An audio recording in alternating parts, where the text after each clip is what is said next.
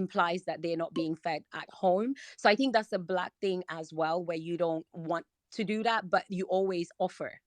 And for us, we offer three times. The first one is to gauge if you even are interested. If you say no, we're gonna offer again and offer again, because it's also a huge shame to for people to leave your home hungry, because then you're not a good mom, then you're not a good host. For us, it's not a spiritual thing to eat together, because I eat with my hands. For example, when I eat Gambian food, I eat with my hands, and I eat in a communal setting. If I have my mom or my brothers around me, it's kind of a get together, kind of like opening up your heart and your home to the person you're sharing a meal with. So this idea of excluding people out of that spiritual practice for some people is unheard of. But yes, our parents would force feed us before we went to visit aunties and uncles, even, because they don't want us to be guzzling down food and implying we're not fed at home, but also inconveniencing people.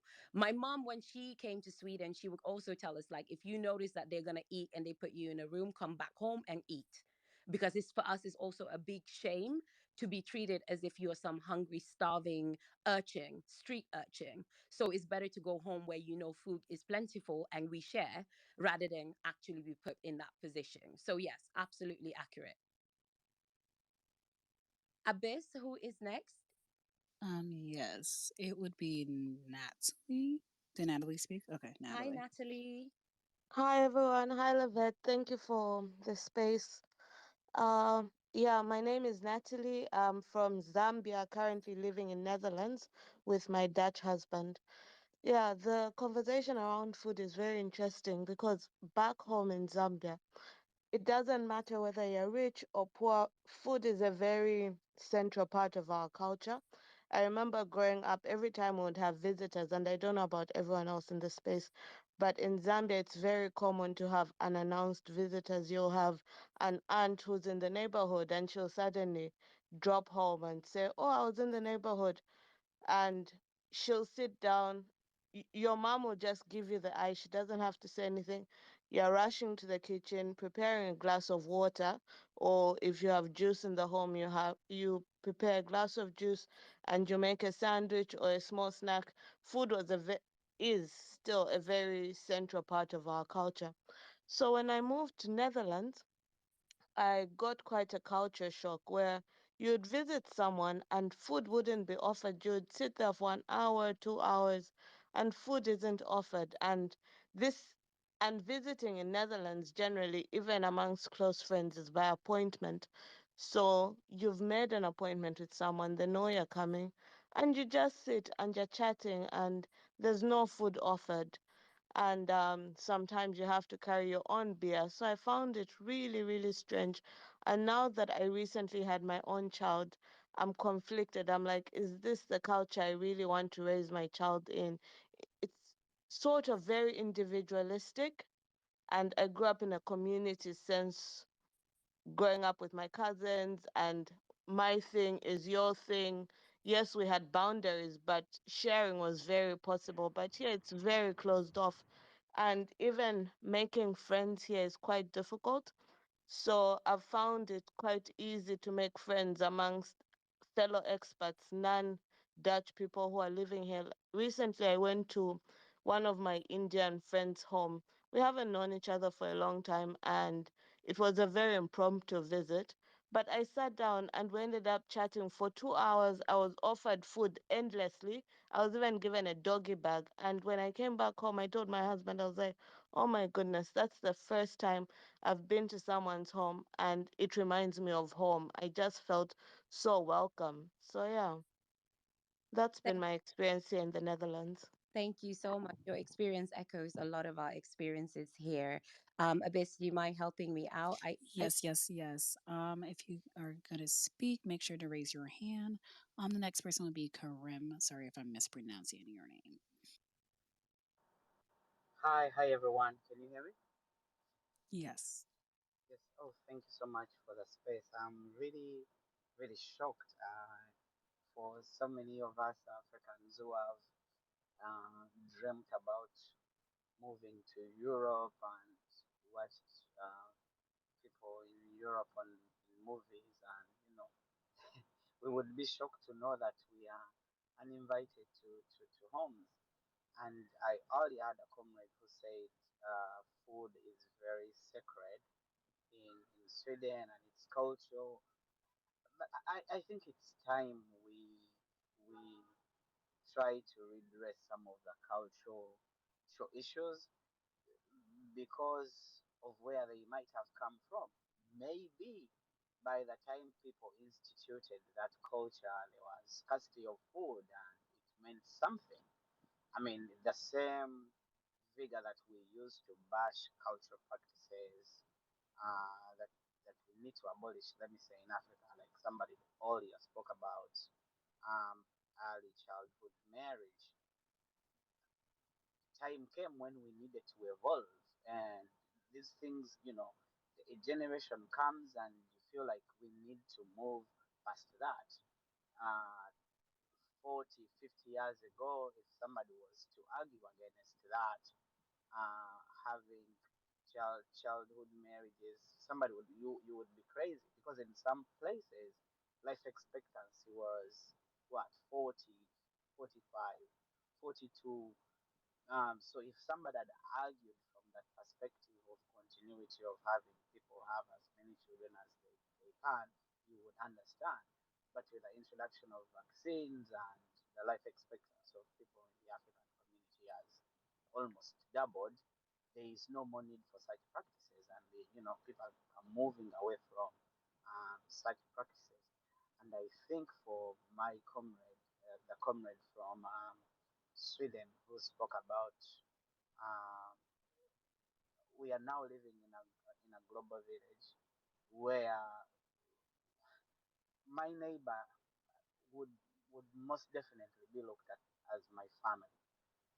If I can trust my neighbor with my child to play with them, like somebody said earlier, why wouldn't I trust them? And there's this business of saying if you give my child food, if I am not aware, I'm going to sue you, or my child might be like children most of the times know the things they don't eat, and children in Europe and in America are very outspoken. They will tell you what I don't want to eat, and if they really want to eat, yeah, they really want to eat, and it would be unfortunate to have kids locked into a house when grown-ups are somewhere downstairs eating and enjoying while some kid is upstairs having a groaning stomach.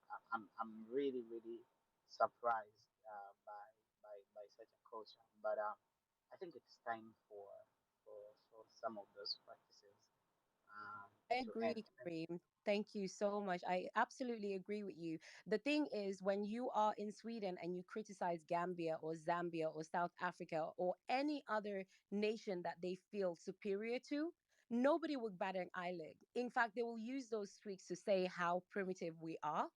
But when you are here and you identify as Swedish and you dare or raise your voice against certain things, people feel really butthurt. People take it as you should be grateful because you don't look like us, but we've kind of accepted you into the country as if they've paid for my plane ticket and they pay for my daily living.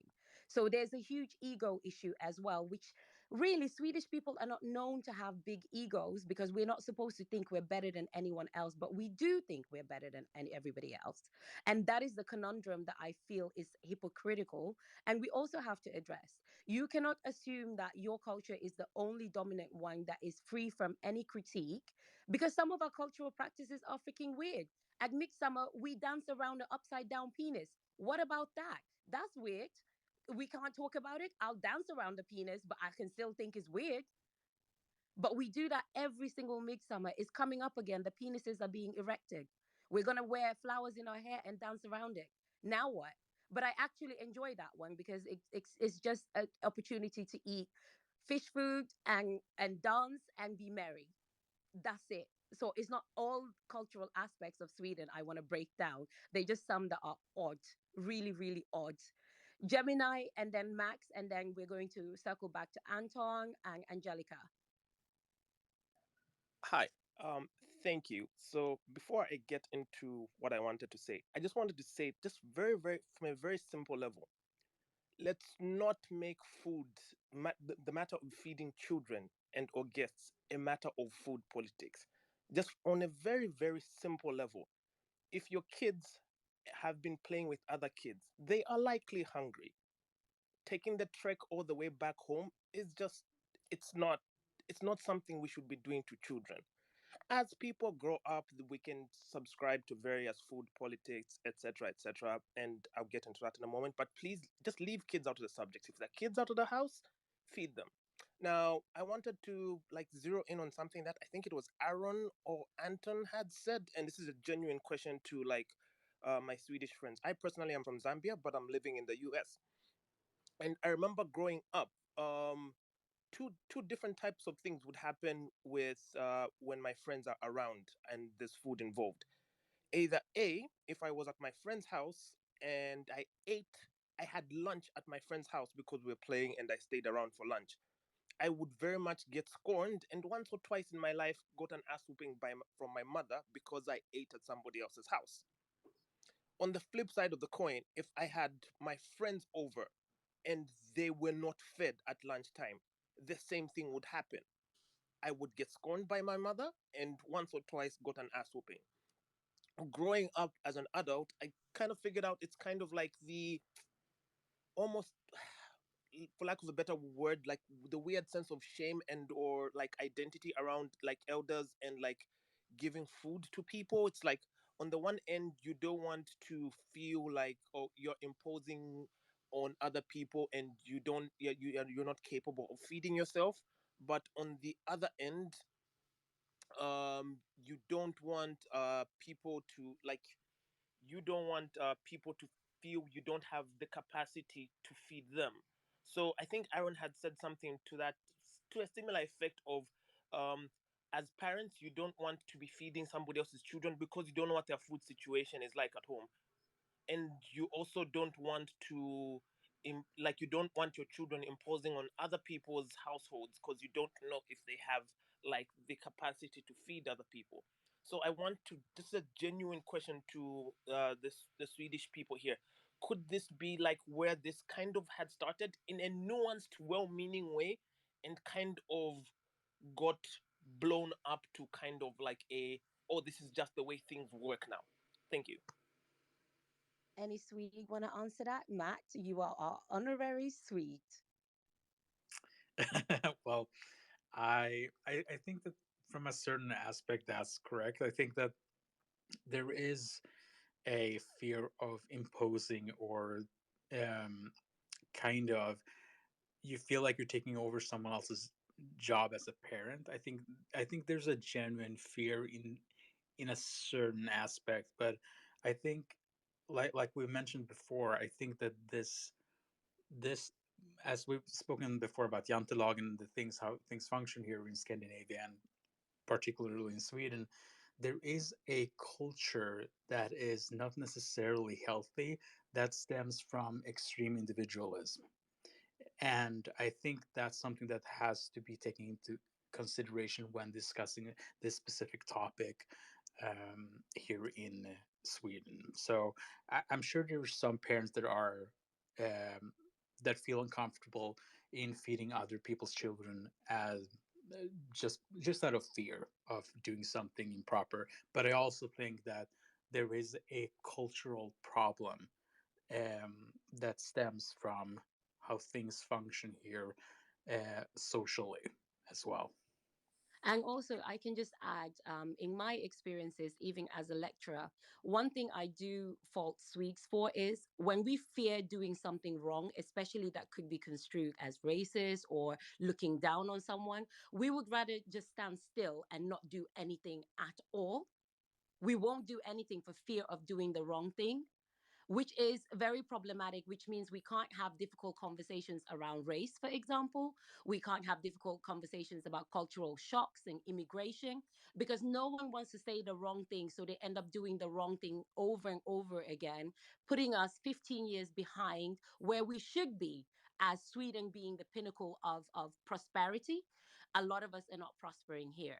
and through no fault of our own.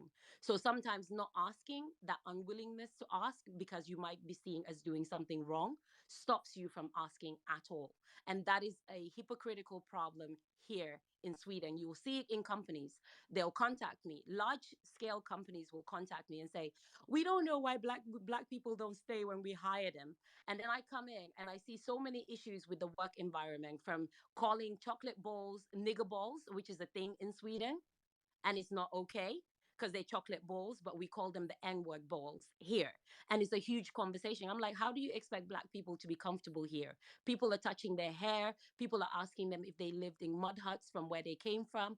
People are asking them, where you from? And when they say Stockholm, they're asking them, no, where you from really? Because obviously you cannot be black and Swedish. We want to track you to the savannas and the safaris of Africa. And nothing they're asking makes sense, because if you ask me where I'm from really and I say Gambia, the next thing you're going to tell me is about your 1 week holiday in Kenya. Kenya is not Gambia. It's completely irrelevant. You are not connecting with me. You're not trying to build a bridge by picking the one thing that makes us different. Let's talk about my shirt. It's made by H&M. It's Swedish. We can bond over that one, not your safari trip in 1992 in Kenya. Like, please, can we move? Okay, Anton has had his hand up for a while. I think he's gonna argue with me, and that's fine. And then we go to Angelica. Go on, Anton. Hit me with your best shot. I'm not here to argue. I asked. There was you mentioned. I think it was you earlier that you mentioned that when you were helping an old lady with shopping bags and she got offended in some way. Was Yes, it I you? was Yeah. helping an old lady in Östermalm where I was working to cross the road with her heavy bags, and she basically thought I was going to mug her, because it's very not normal to be assisting people in that sense. Maybe it's my blackness, maybe she's not used to being helped. But it's the same thing that I am told, like, if you are being hit in your house, don't scream help me in Sweden. Scream fire, because then now everybody is at risk and everybody will be more willing to jump in and help or figure out what's happening. Otherwise, people will stay in their houses for safety. Civil courage is not a thing here. Like, civil courage is not a thing we do. That's what I Yeah. was saying. I just want to to connect that your experience with. I think there's a difference in how you view personal responsibility, because my mother is a. I don't know if this differs from the new generation or the older generation, but my mother is in very similar in that way, that no matter how much I as her son even tries to help her, she will kind of get offended in some way. So I don't think it's very surprising that a stranger would be offended by a person helping her with the shopping bags, etc. In Sweden, you kind of have to have been asked to be helped, or people will get offended, basically. Thank you for that. Is it Angelica next? Abyss? Yeah, thank you. Yes, correct. Okay, so one thing that I noticed, I don't know if I'm gonna talk, like somebody mentioned this stark drive for individualism in I'm gonna say like North American Scandinavian cultures. Um and then we had like recently, I don't know if this is, if I can bring this up into the conversation, like the community aspect that was very pushed in COVID, um, sort of kind of contradicted each other. This, like, everybody's responsible for everybody, but our culture, like the culture itself around, let's say, the aspect of food and around resolving problems, like if you get fired or if you're homeless or things like that, are very individualistic driven. Like it seems to be, it's, yeah, it's your issue, yeah, the state can help you on some aspect, but really it's your issue. For food itself, in my culture, if I go to somebody's house, and I guess most of the cultures that I kind of communicate with, mostly Arabic cultures and Asian cultures, if you go to somebody's house in Latin American cultures and you don't eat, it is the major, it's like the most sign of disrespect. Because if I invite somebody to my house and I offer them food and they don't eat, I feel like they feel disgusted by me, or like they don't trust me enough um, for such an important thing for the consumption of food. And so for me itself, for me, if I don't eat at somebody's home, I feel like I'm disrespecting them. Um, so when I usually, when I was younger and I went to my friends' homes and everything like that, my mother would be like, make sure you eat something there. That way you you tell them in a way that, yeah, I trust you enough to feed me, and I am not disgusted in any way, because I know like some people, like, if they reject your food, it's like, oh, is it because you don't like the way we cook it, or is it because you don't trust us enough that you're going to consume this? So for us, it's that trust aspect in food as well. I don't know if that's like a thing with you guys. No, I think it's very relevant. I think it's very Yeah. relevant. Let me see who's next. Abyss, you got to help me out and Yes, yes, shout yes. people's names. Sorry about that. The next person is going to be Althea and then No, Canna. I think it was Max. Yeah, I think it's Max. me. Okay, go right ahead. But thank you. So first of all, I want to just start off by categorically saying that there is no excuse to hide children off in the corner while your family is eating. Like that's just not right. I know there's all the excuses that are being made, but it's a deep lack of empathy for children who need to be taken care of.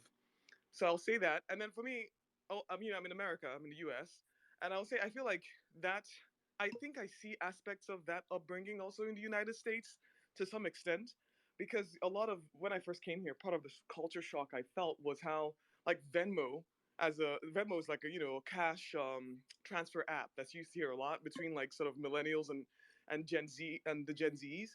There's a lack of like just taking your friends out and just having a good time or sharing. Like it's very much, oh, you drank a bottle of water in my house, you owe me $1 or you owe me $2. Like that culture is also here, and I think that stems from like the upbringing of, oh, let's exclude these children from like our family dinners. Like I feel like that's probably part of what's led to this issue in the United States. But that said, I also wanted to address. I think it was somebody who maybe was from, I don't know who had spoken on this, but someone who said when she moved to Europe, like it was very shocking for her to like stop by friends' homes and then like just not be fed or be included. I think I do want to say like I lean more on the side of, if you're gonna go to a friend's house, you should give them a heads up. Like I just really, really lean on that side, especially as adults, because I've seen that sort of showing up unexpectedly and being fed and being expected to be fed and taken care of, being abused in Nigeria. Like I've seen it, and so I just feel like we can find a balance there where it's, you shouldn't just show up to places and expect things. You should give people a heads up so that they can plan properly for you. So that's just my opinion. I wanted to just share with you guys. And thank you so much, Max. The next Yeah, sorry person. guys. I'm busy posting erect penises of our midsummer celebrations in my timeline. Also, congratulations to everyone in this room. It seems like we've co-opted a hashtag called Swedengate that the right-wing trolls use. So now that instead of seeing their dog whistles, they're gonna be seeing people roasting Sweden in the hashtag. So please use the hashtag. Let us know your thoughts. Let's piss some racist right-wing trolls out here in Sweden. We appreciate and love you all. Who's next, Abyss? Althea and then Cannabis. I was gonna say, oh, the bit about weird cultural practices. Yeah, every culture's got them. Like I said, I'm from the UK but originally Jamaican. But I found myself trying to explain Guy Fawkes nights to a Swedish person, and you realize how insane that is. So every culture's got ridiculous things that we can criticize. My part is this: the excuses for not feeding children. It's like at the end of the day, there's an option to send them home. If you're embarrassed you haven't got the food, this takes time to cook a meal. So if your meal is sacred or you don't have the money or whatever, you could just send the child home. The locking them in the room part or leaving them to play by themselves while the family eats is the part I can't get. And maybe Aaron can enlighten us when we get to him. But Canna Brits, Yes, hello. hello, dazzle us with your words. Yeah, big up all my sisters and brothers living in Sweden going through hardship. Yep. Let's try and stop that because boy, I'm in the UK. we are in the souls the same situation against the blacks and whites, but the way you guys sound, it sounds like nothing really changed since from the 60s and things like that. Anyway, about food. I think in the West and as an African, there's two different types. There's a premeditated love when you're in the West. And I think as an African, we have that organic love. So when it comes to like family, food, and things like that, I think it's something that it's in our nature to nurture. So we are it's something that is not a problem. But where in the West we premeditate everything, love, you buy presents instead of being present and things like that. So there is big difference in being African and also living in the West. I believe that when it comes to our children, we need to teach them our culture, ways of eating.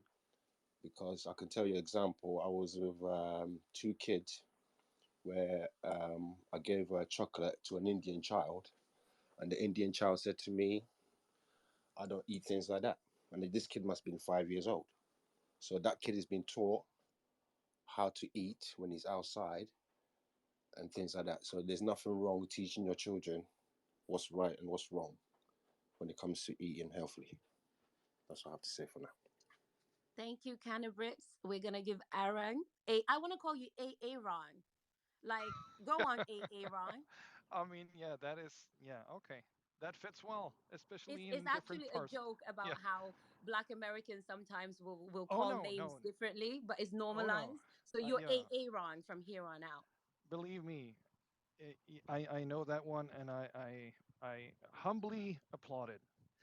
No, it's so somebody mentioned it, and I just wanted to chime in on that specific thing. That yes, very much that that was the thing that I was alluding to earlier when I was speaking about how me as a parent sometimes don't want to.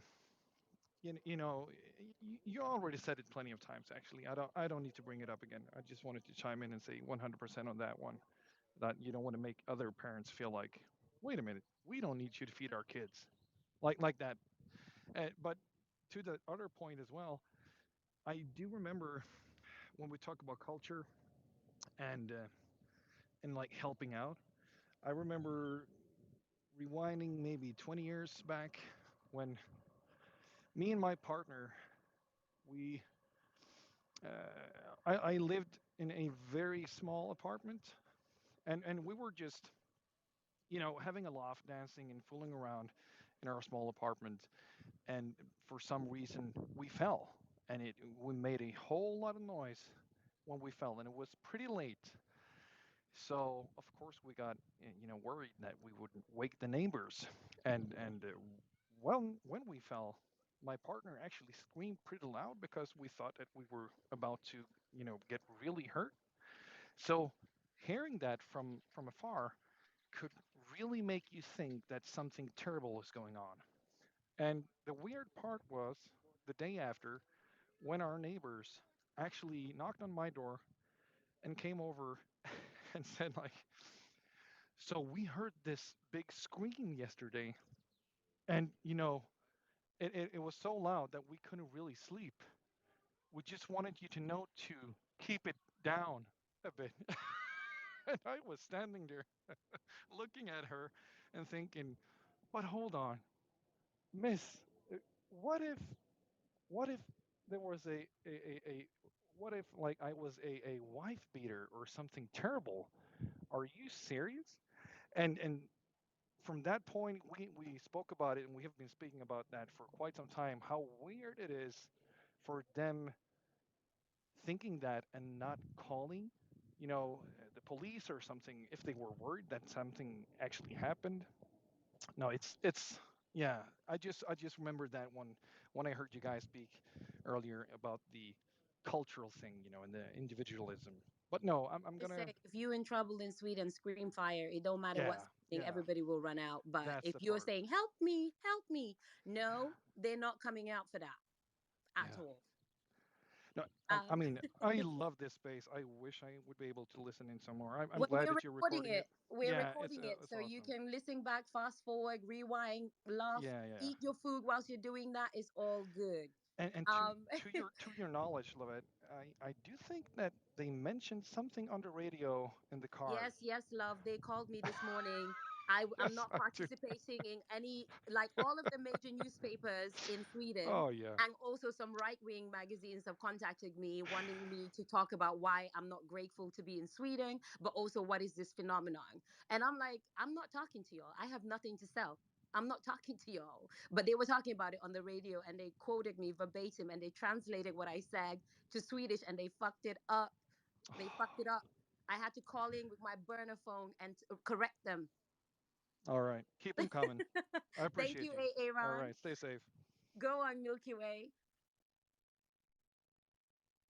Milky Way, please now. Unmute. Okay, we'll go to Chelly. Or is it Shelly or Chelly? It's Shelley. Thank you, Lovett, so much for shining a Oh, light sorry. on this. Okay. You're too late now, I will Milky back. Way. I'll Now be you back. have I will be back. Okay, no worries. Uh, Thank you so much, Lavette, for shining a light on this very, I suppose, hidden aspect of Swedish culture that I've not heard about before, and I'm completely taken aback by this. I grew up biculturally. My parents are from the Caribbean, but we grew up in the United States, and the what we learned as children growing up was to always fill your belly anytime you were to go to someone else's home because you never knew if or you would be offered food. Um, Hmm. and so we had an expectation that not everybody operates the same way that we do. So go ahead and eat your meal beforehand. However, the very opposite would happen in our home. If anybody were to come over to our home, immediately they would be offered food. And that was just the norm for us. However, my parents realized that just because our culture um kind of dictated us to move and to be more open and more giving, the vast majority of the people that we knew in American culture were not similarly, did not behave similarly. So this was something that we had to learn. Um, and then of course, there were some instances in which if we stayed at a family's home around dinner time unexpectedly, if we were offered food, we were always told to decline politely, because we had food at home, and don't impose yourself on somebody else having a meal.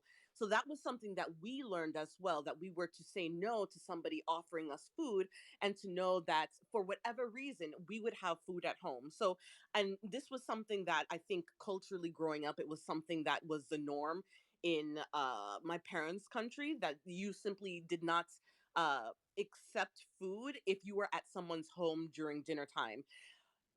Everything changes once you're an adult, however. I will say that. For children, certainly, there are certain ways to move um and to show up, and that is being called having home training or having manners. However, once you're an adult and you happen to be at someone else's home during the time that it's of dinner time, certainly we will feed you, certainly we will offer you a meal. However, once you leave, or once that we realize that you've left, we may say, hey, this person is kind of indiscreet to come to my home, knowing full and well that it's around dinner time, having had no plans to eat dinner with us and still accepting food.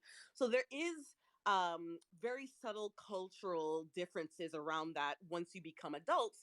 However, the basis is definitely there and ingrained come childhood.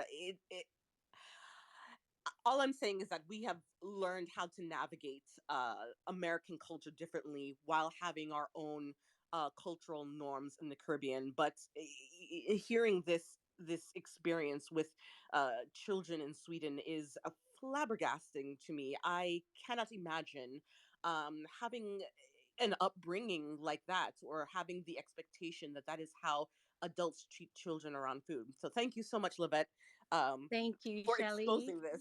Thank you so much, Shelly.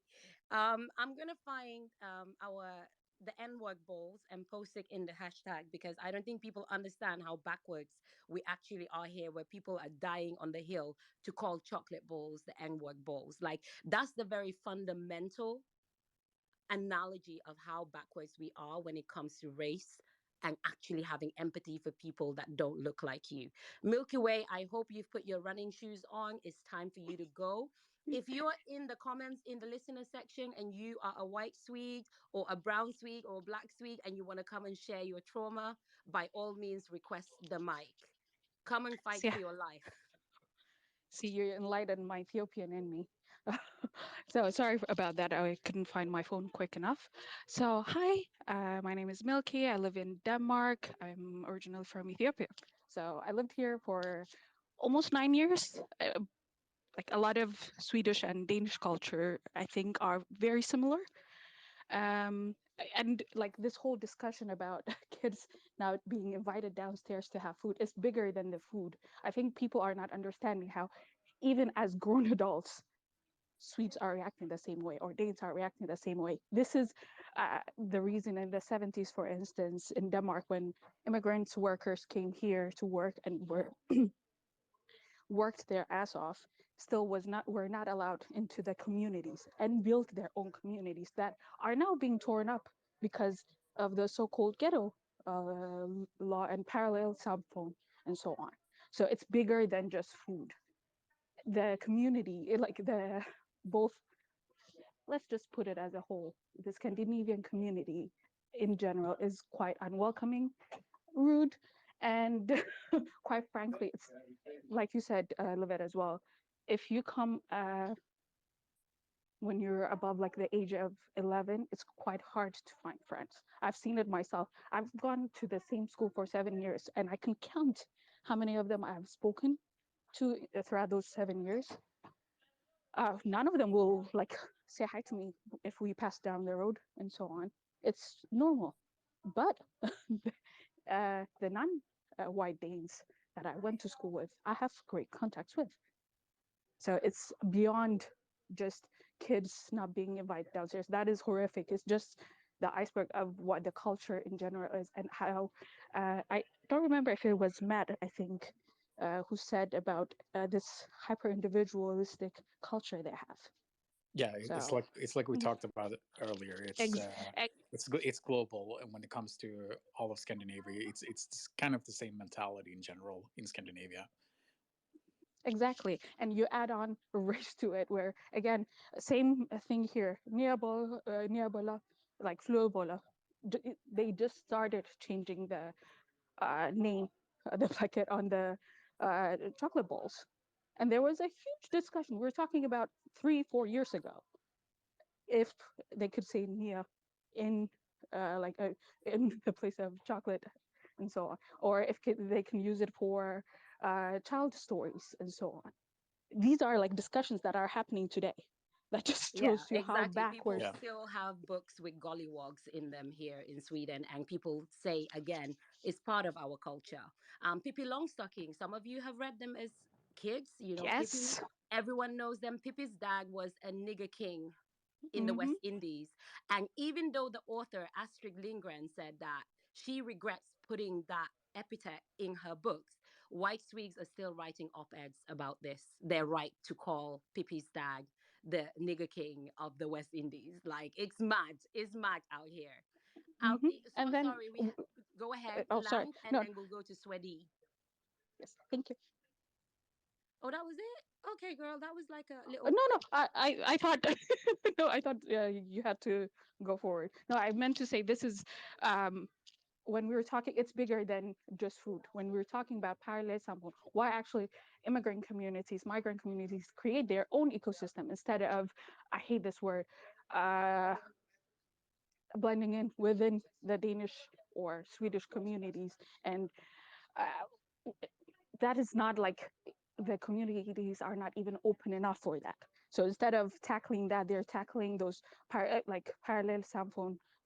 I'm sure you have heard of it here, and they're tearing down communities because of that. So thank you very Thank much. That you, was it. Yes. Swedi. Go ahead, Swedi. And if you're in the listener section and you want to share, do come up, do share the room as well so more people can find it. Use the hashtag because we're taking it over from the right wing trolls. Knock your socks off. Swedi, go ahead. Hello, my name is Swayze. I'm born and raised here, but my parents immigrated from Somalia.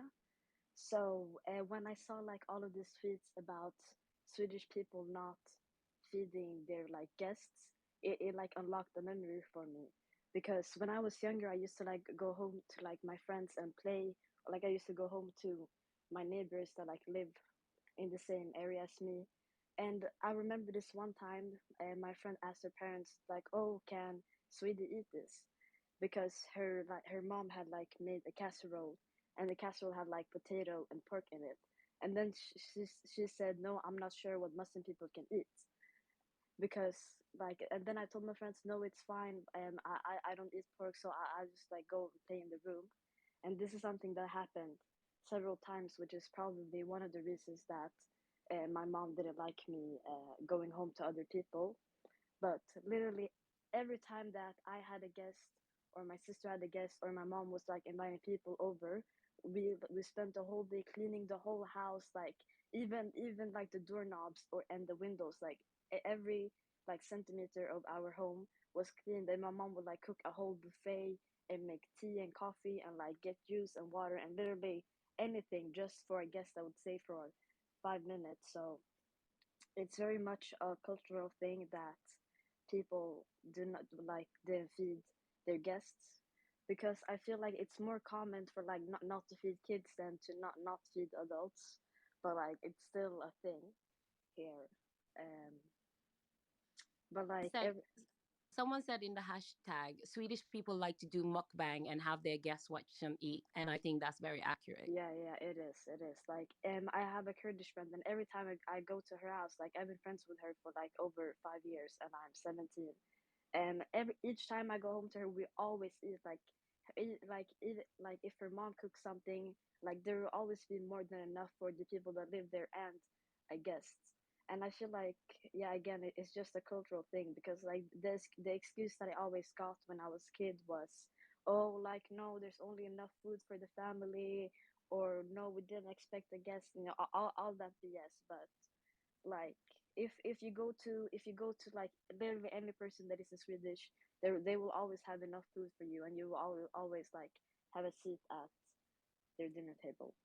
And that is what's strange because some Swedish people are arguing that this is a scarcity mentality when we didn't have enough, when we only ate potatoes. First of all, we still only eat potatoes. Secondarily, some of the poorest countries in the world, people who've had to seek asylum to Sweden, will share their meals with you and they are on social welfare. They will share not potatoes. But I also think the Swedes are doing us a favor because I've never eaten a more flavorless, unseasoned dishes as I have in this IKEA land. So at the end of True. the day, maybe they are doing us a favor. They're like, it's so tasteless, your taste buds will commit suicide. Like, don't do it. We're not going to feed you. And that's fine too. If they said that, I would accept that. Your food is tasteless. You don't want to share it. Cool. Now we move on. But Raya and then Althea. Hi, yes, I just wanted to comment because when I saw the tweet, I was very much shocked because coming from like a Ugandan background, it's we almost have a separate culture just for guests. Like even our language is kind of adapted to welcoming guests. So it's a huge culture shock. And I would say that um, I'm based in Canada, and thankfully in Canada we have like a multicultural policy. But in some areas, depending on what province you're in, it's kind of like the Scandinavia of the Americas. So I can relate to that experience. I don't know if someone else was saying the aspect of antisocial behavior. So if you come to Canada as an immigrant, especially if you come here as an adult, or if you're in an age where you're not in school, you'll find it hard to make friends here or even kind of network because although Canadians are friendly to an extent. It's they're also a bit antisocial depending on where what province you're in. So I can relate to that aspect. Thank you so much, Raya. Althea. And if you're in the listener section and you've been traumatized by Swedes not sharing food, please come up. If you have an anecdote, if you just want to unburden yourself with your trauma, please do come up. Let's share because we care. Althea, go ahead. Oh, okay. The friendship thing I find interesting because I've had many conversations with Swedes who kind of say point blank, "Oh well, I've got all my friends because I made them at school, and so I'm good. You're nade." And it's like, okay, but then they all tell you about, "Oh well, I've at least lived in London. I've got loads of friends there," and I'm like, okay. Well, if we thought the way you think, and I've born and bred in London, how many friends would you make? It is very exclusive, and I don't think it's kind of the disconnect for me. Like, how do you not understand that? It is it is a huge disconnect because one thing about Swedes, they're very different when they're outside of Sweden. So Oh one yeah. experience that my mom had was basically traveling to Gambia. Swedes love going to Gambia. One, because elderly white Swedish women love the sex tourism. Hmm. Secondarily, we get a lot of vile people that come down there. Either way, she's on the flight with SAS. They're flying down to Gambia. And this woman gave us such a stink eye coming down. And when they landed in Gambia 8 hours later, this woman already at the airport was striking up conversation with every black person, talking about how much she loves Gambia. Like Swedes outside of Sweden, even in Portugal, even in Spain, what they do in Spain is actually bullshit because they moved to Spain because it's cheaper tax and they can afford a lot more there. When they arrive, they create schools for their kids, Swedish schools. They have gated communities and they write op-eds about how the Spanish people are not welcoming. I'm like, bruh, isn't that the pot calling the kettle black? Like, what are we doing? White on white crime. What's going on? This is not Game of Thrones, but they will insulate themselves. In Gambia, you will see them. They will socialize, they'll eat your food, but they'll also be very insular in the schools they put their children in. Who they socialize is predominantly white Swedes there as well. So we are different when we're outside of the country, but we maintain that insular, individualistic way of thinking, even when we move to countries where that is frowned upon. So, Nachima, I hope I'm not butchering your name. No, that's correct enough. Two things that I wanted to address. Not Firstly, correct enough. it even people from my own country fail to pronounce it correctly. So you're at least 75% better than majority of my countrymen. But besides the point, firstly, you were roasting like Swedish food for being tasteless. Let me tell you about food from the American Midwest. Let me tell you about food from the American Ooh, Midwest. violence is coming. No, it's They put I, raisins in their potato salads. I Shots mean, fired. you're lucky if you find raisins in the potato salads. It's more like most of the food is moderate combinations of potatoes and cheese. Cheese is American flavoring. It's cheese is American seasoning. You know how like as West Africans you have lots of variations of spice and seasoning, but American seasoning is cheese. Anyway, besides the point, I just wanted to ask. This is something that I've noticed a lot in a bunch of speakers saying that Swedish, like the Swedish people are very hyper individualistic and antisocial. And then somebody else will say something about, oh no, like the Polish and so on and so forth, or like the Canadians. So now I just genuinely want to ask, is it just something that like being hyper friendly or being very welcoming is a like an African thing, like maybe rooted in that whole old school ideology of Ubuntu, or is like are we just the odd ones out? I Well, don't know. Like yeah, I'm confused. we are the odd ones out because I think that friendliness really enabled a lot of imperialistic people to come in because we're like, hey, come eat our food. They're like, no, we want to own the food. We want to own you. So I think being open is a very African thing, but I also think that it doesn't work to our favor all the time. Let's just be honest with that. Opening doors has never been favorable for any black community at all. So yes, I agree on that point. What was funny what you said about America Yesterday, someone was fighting for their life in my comments again, saying that, oh, I come from Minnesota and we do this all the time. Well, guess where all the Swedish people migrated to during the Great Potato Famine? Minnesota. And the other place, what's the other place with the Mormons? Missouri, I Ohio. think. Utah. Ohio. Oh, Utah. Utah. You Uh-huh. see that there. But All those Wisconsin as well. areas, you will find a high level of blood of Swedish people who literally abandoned everything in Sweden because of how bad food situation was, migrated to America, and then exported the Swedish mentality there. So when we say tasteless food, yeah, I blame the Swedes there. When we talk about the cultural thing there, I blame the Swedes there, because even in America, a Swede is gonna Swede 100 years later. Matt, go ahead. I'm gonna first gonna say I love how this this whole discussion went into hating American Midwestern food. I just love that. I just I mean, let's uh, get it correct. It's Swedish Midwestern food. very much like that. Yeah, but so there are actually anthropology. If we're gonna do facts, there are actually anthropological studies that show that Scandinavian countries are hyper individualistic. So this like we discussed before, and I think someone else mentioned it as well. I'm sorry, I forgot your name, but this is something that seeps into every instance of society. So when it comes to hospitality and things like that, this is something that you would more see majorly in the African region, in Southern European region, even some parts of the Oceanic region, the Philippines, Indonesia.